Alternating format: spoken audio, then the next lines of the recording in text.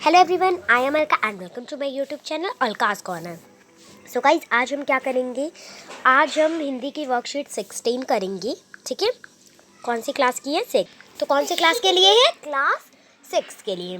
तो अगर आपको वीडियो अच्छी लगी या मेरी एक्सप्लेनिंग अच्छी लगी तो वीडियो को लाइक कीजिएगा, अपने फ्रेंड्स के साथ ज़्यादा से ज़्यादा शेयर करिएगा। इससे मेरे मोटिवेशन भी बढ़ेगी हमारे चैनल की, और क्या होगा कि आपके फ्रेंड्स को भी इजीली ये वर्कशीट आपके फ्रेंड्स कर लेंगे, उन्हें बिल्कुल भी प्रॉब्लम नहीं होगी। और सब्सक्राइब कीजिए हमारे चैनल अलकास कॉर्नर को। इससे अगर आप सब्सक्राइब करते हैं तो हमारी वीडियो की लेटेस्ट नोटिफिकेशन सबसे पहले आप तक पहुंचेगी। ओके, तो चलिए वीडियो को स्टार्ट करते हैं। चलिए वर्कशीट को लेबल कर लेते हैं। वर्कशीट जो है हमारी शिक्षा निदेशालय की तरफ से दी जाने वाली है। तो कार्यपत्रक 16 है, जो कि स्टार्टिंग में ही मैंने आपको बता दिया है। वर्कशीट 16 है ये। तो विषय क्या है इसका? हिंदी। कौन से सब्जेक्ट की है? हिंदी की। अक्षरों का महत्व भाग 2। भाग 1 तो हम पढ़ चुके हैं, है ना। अब हम भाग 2 पढ़ेंगे। तो चलिए वर्कशीट को लेबल कर लेते हैं। कब शेड्यूल की गई है वर्कशीट? 19/11/2020 को, 19 नवंबर 2020 को। ओके, तो इस दिन मेरे मॉम डैड की एनिवर्सरी भी होती है। तो चलिए क्लास 6 के लिए है, कक्षा 6 के लिए है। विद्यार्थी का नाम। सबसे पहले यहाँ पर आपको अपना नाम लिखना है, जो जिस ब्लैंक पे मैंने ऐसे किया हुआ है, हाइफन टाइप्स लगाया हुआ है उस ब्लैंक पे। ओके, यहाँ पर आपको कक्षा अध्यापक का नाम लिखना है, अपने क्लास टीचर का नाम, वो चाहे फिर अध्यापक हो या फिर अध्यापिका हो। चलिए यहाँ पर अब हमें जो दिया गया हम पढ़ लेते हैं। यहाँ पर क्या दिया गया है कि पिछले कार्यपत्रक में हमने क्या पढ़ा है कि गुणाकर मुले ने अक्षरों के इतिहास के बारे में बताया है कि पुस्तकें अक्षरों से ही बनती हैं। ठीक है, तो ये क्या यहाँ पर नाम बोला है मैंने? गुणाकर मुले ने। तो जब आपसे पूछा जाए अक्षरों की खोज या इन्वेंशन किसने किया है, तो आप क्या बोलेंगे? गुणाकर मुले ने। ठीक है, ओके। तो जो बुक है हमारी, जो हमारी पुस्तक है, वो अक्षरों से बनी है। ठीक है, अक्षर जैसे अ से ज्ञ तक और इंग्लिश में ए से लेकर जेड तक। ठीक है, तो चलिए अब क्या है, पुराने ज़माने के लोग सोचते थे कि जो अक्षर है उनकी खोज ईश्वर ने की है। पर आज हम जानते हैं कि अक्षरों की खोज ईश्वर ने नहीं, बल्कि खुद मनुष्य ने की है। खुद हमने करी है अक्षरों की खोज, पता है आपको। तो आजकल हम लोग ये सब जानते ही हैं। तो अब आगे इसी से रिलेटेड क्वेश्चन भी है आगे कि हमने करी है, तो पुराने ज़माने के लोगों को ऐसा क्यों लगता था। तो यहाँ पर देखिए, आपको यहाँ पे यही बताया गया है। हमारी धरती, बहुत सारी इसमें इंटरेस्टिंग फैक्ट्स हैं, तो इन्हें आप ज़रूर पढ़ लेंगे। बाकी तो अगर आप इन्हें नहीं भी पढ़ते हैं तो क्वेश्चंस जब आएंगे तो उनमें आप समझ ही जाएंगे कि क्या फैक्ट्स थे इसमें। तो क्वेश्चंस आएंगे तो मैं उनके आंसर्स तो आपको दिखाऊंगी पूरी एकदम राइट फॉर्मेट में। ठीक है, मैं आपको दिखाऊंगी, लेकिन क्या करना होगा आपको, लेकिन मैं इनमें से भी आंसर्स फाइंड करवाऊंगी उसके बाद। ओके, तो चलिए वीडियो को एंड तक देखिएगा। तो फिर ये शब्दार्थ हैं, इन्हें आप पढ़ लेंगे, ये बहुत ज़रूरी होते हैं पढ़ने। ठीक है, क्योंकि क्वेश्चंस अभी इस शब्दार्थ का क्वेश्चन नीचे है, तो इस वजह से मैं आपको बोल रही हूँ कि पढ़ लेंगे तो बहुत अच्छा है। चलिए, गद्यांश के आधार पर निम्नलिखित प्रश्न के उत्तर दीजिए। अब देखा आपने, गद्यांश के आधार पर। अब आप लोग सोचेंगे गद्यांश कहाँ है, तो नहीं, गद्यांश ये देखिए, ये जो अभी अभी मैंने ये पैरा दिखाया है, ये पैरा ही गद्यांश है। ठीक है, गद्यांश। तो ये इसीलिए आपको पढ़ना ज़रूरी था।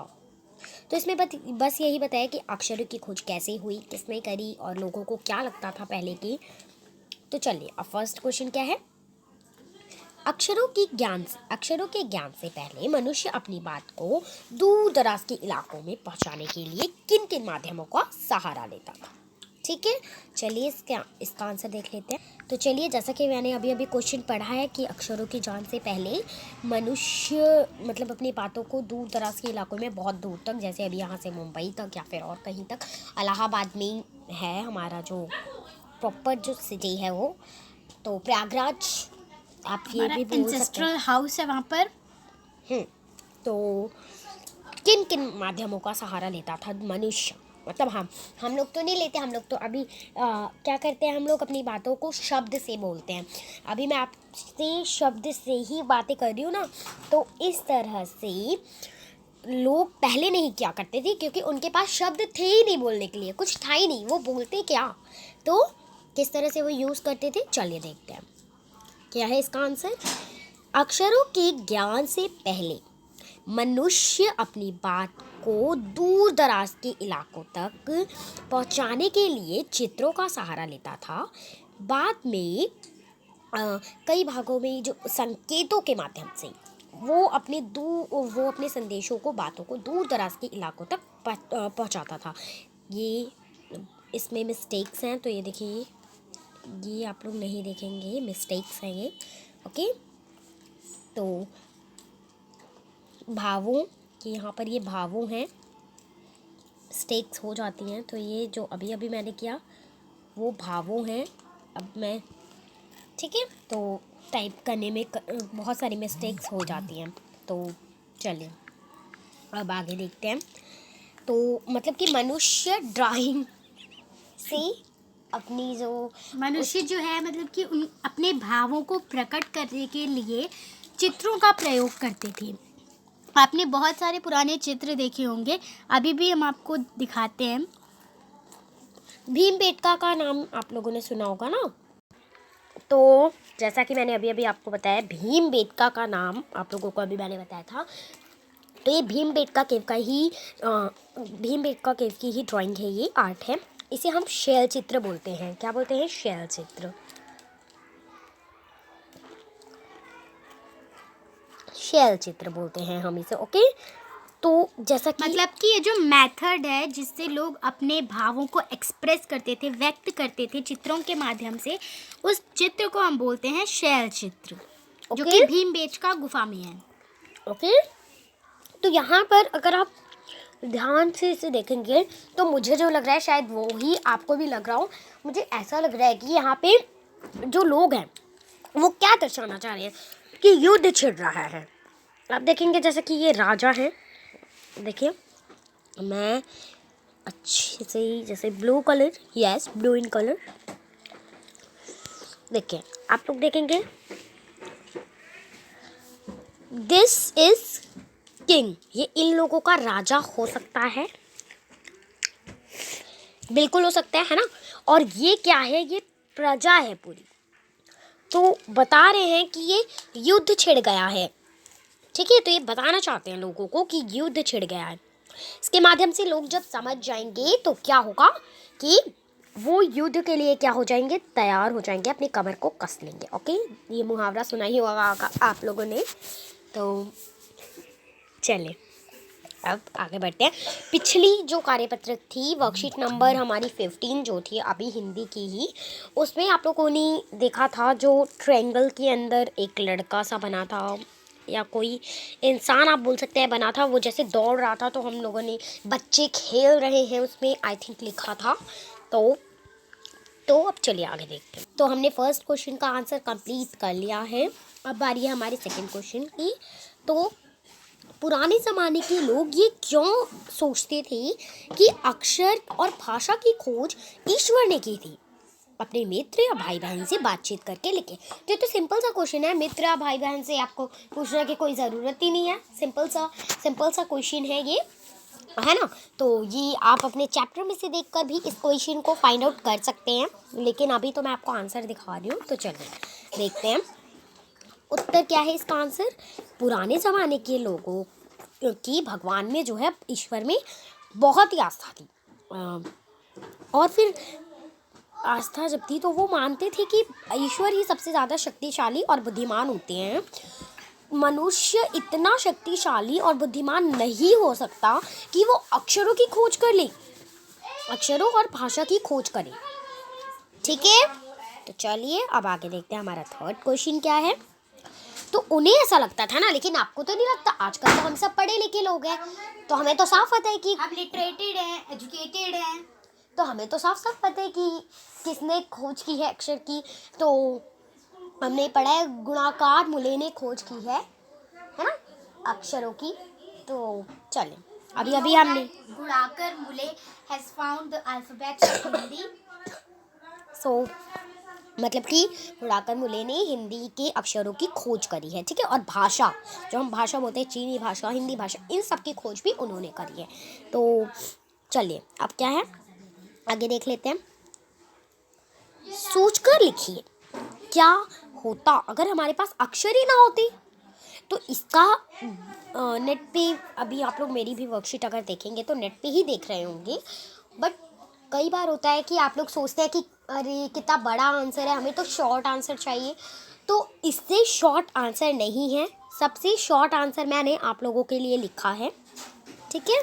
तो इस बात पे वीडियो को एक लाइक तो ज़रूर कीजिए कि मैंने आप लोगों के लिए वीडियो में शॉर्ट आंसर लिखा है क्वेश्चन का। तो चलिए क्या है, अगर हमारे पास अक्षर ना होते तो आज हम जो हैं शायद वो नहीं होते, क्योंकि आजकल जो कुछ भी है पढ़ाई से ही है। अगर अक्षर नहीं होते तो पढ़ाई नहीं होती। तो अब जैसा कि आज हम लोग हैं, अभी मैं क्या कर रही हूँ, स्टडी ही आप लोगों को करवा रही हूँ, है ना। तो फिर वो भी तो अक्षरों के माध्यम से ही करा रही हूँ ना। वो सब मैं जितना भी अभी मैंने आपको एक्सप्लेन किया है, सब कुछ अक्षरों के माध्यम से ही एक्सप्लेन किया है। अगर अक्षर ही नहीं होते, अगर आप एक बार सोचिए, कल्पना कीजिए कि अगर अक्षर होते ही नहीं तो क्या आज हम जो हैं वो हो पाते? शायद कभी नहीं हो पाते, क्योंकि आज जो कुछ भी है पढ़ाई से, ओके। चाहे आप जहाँ भी जाइए आपको स्टडी करनी पड़ती है हर एक चीज़ के लिए, यहाँ तक कि एक जो सुई होती है ना वो भी स्टडी से ही बनती है। तो चलिए अब आगे देखते हैं। प्रश्न 4 क्या है, कार्यपत्रक में आए शब्द जैसे 5, 1 आदि को पहचान कर लिखिए। तो क्या है वो सब? विशेषण तो आप लोग जानते होंगे, तो संख्यावाचक विशेषण है वो सब, ठीक है। तो इसका आंसर है संख्यावाचक विशेषण। प्रश्न 5 है 1 से 10, ओके। ये 10 लिखा है, ये आप लोग देखिए 10 है ये, ठीक है। स है वो माँ नज़र आ रहा है आप लोगों को, बिकॉज वो उस पर हलंत जो है ना, स पे इस तरह से हलंत लग गया है, और ये स्क्रीन थोड़ी सी वो है ब्लर, इस वजह से आप लोगों को वो दिख रहा होगा। चलिए बट इग्नोर करते हुए इस चीज़ को आगे बढ़ते हैं। 1 से 10 तक ऐसी कौन कौन सी संख्या है, संख्या शब्द हैं जो कार्यपत्रक में नहीं है, लिखिए।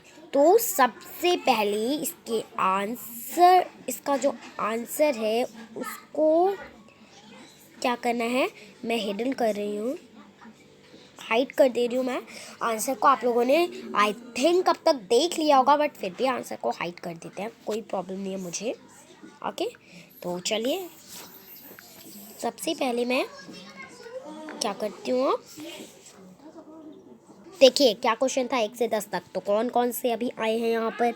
एटलीस्ट 5 आ चुका है, मैंने हाइड करने के लिए ऐसे कर रहा था। तो एटलीस्ट मैं आपको बता दूँ तो 5 ओबेसली आ चुका है इसमें। अब हमारे पास है 2-3 भी आ चुका है। आपका एक ये ध्यान में रखकर आपको करना है कि उसने 1 to 10 बोला था, अब अरब वरब आप नहीं जोड़ेंगे, ओनली 1 to 10। सो कॉल है किसी, तो गाइस क्या बोला है हमें, 1 to 10 नंबर जो है 1 to 10, तो आपको ये ध्यान में रख के और तब हमें खोज करनी है। यहाँ पर हमने खोज पढ़ा ना, तो मतलब कि हमें देखना है, उसे ढूंढना है, तो थोड़ा बहुत फन चलता है। तो चलिए 5 हमने ढूंढ लिया, 5 2 3, तो 2 यहाँ पर मिल गए हमें, 5 वाले हमने ढूंढ लिया है।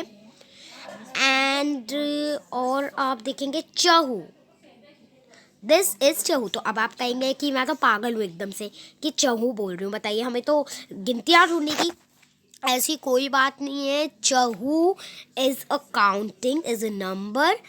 चहू यहाँ पर देखिए, इसीलिए मैंने कहा था आप शब्दार्थ भी पढ़िए और ये गद्यांश भी, पैराग्राफ भी पढ़िए, ये तो मैंने पढ़ा था, मुझे तो पता था इसके बारे में। तो चहू, तो ये क्या है, चहू। तो चारों ओर, तो चारों, तो हमें 4 भी मिल गया यहाँ पर, है ना। चलिए अब आंसर देखते हैं। तो बचा हमारे पास 6, 7, 8 एंड 9। तो आपका आंसर हो जाएगा 6, 7, 8 and 9। Okay, so thanks for watching guys.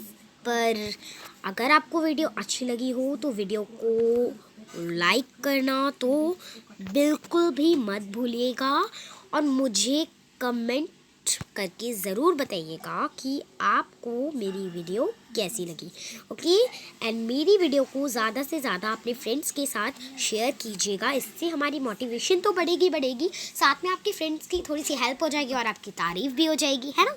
और बेल आइकन को प्रेस कीजिए सबसे पहले मेरी लेटेस्ट वीडियो की अपडेट जानने के लिए, और सब्सक्राइब कीजिए हमारे चैनल अलकास कॉर्नर को। So bye bye, take care all of you.